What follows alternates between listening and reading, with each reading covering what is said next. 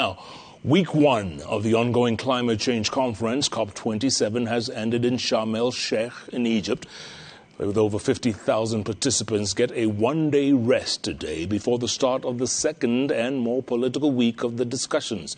Week one has witnessed some hits and misses for the African continent, with the thorny issue of climate financing still unresolved. Now, organizing such a huge conference is no mean feat and requires months of preparation and working closely with the over 190 UN member states. One of those in charge of ensuring everything runs smoothly is a Kenyan, Cecilia Kinuthia Njenga, who is the Director, Intergovernmental Support and Collective Progress for the UNFCCC. Now, she spoke to Citizen TV's Jamila Mohamed on the fringes of the meeting and explained what it takes to get things off the ground. Take a listen. As week one of the ongoing climate change conference, COP27, draws to a close in Sharm El Sheikh, Egypt, there were 50,000 participants take a one-day break on Sunday before resuming discussions for the second and final week of the global climate conference. Organizing an event of this magnitude with participants from over 190 countries, including world leaders, activists, journalists, and business people, is no easy feat. One of the organizers is Kenyan Cecilia Kinuthia Njenga.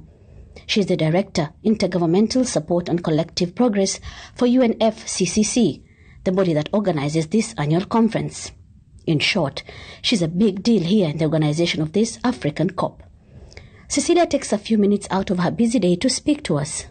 She was appointed 14 months ago and immediately started preparing for COP27 here in Egypt.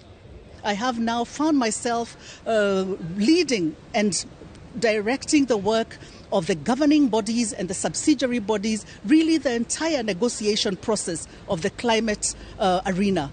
Cecilia says in the past year she has been traveling to Egypt regularly and has currently been in the country for 1 month. She has had to learn a lot about the language, people, and culture here.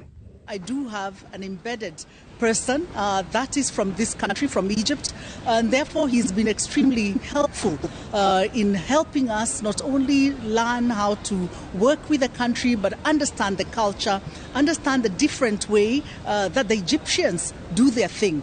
After all the planning, things get even more hectic days to the start of the event. The 2 nights before the Sunday were the most difficult. It was a sleepless night. I never went to sleep.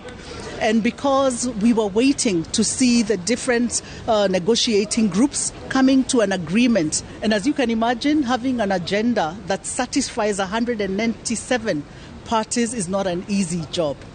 During all the hours of hard work and the ups and downs in the planning of this global conference, Cecilia has learned some lessons.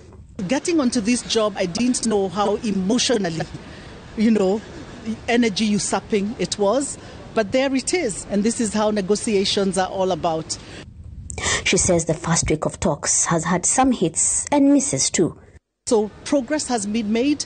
I can say we have a good record in terms of items that have been closed, but one of the key bottlenecks we are facing is an agreement across parties on how finance can be addressed. And now comes the second and final week, one which will no doubt be more busy as ministers and leaders take over for the final discussions.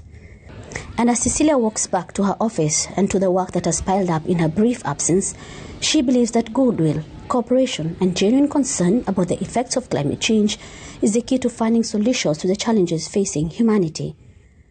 Jamila Mohamed, Citizen TV in Sharm El Sheikh, Egypt.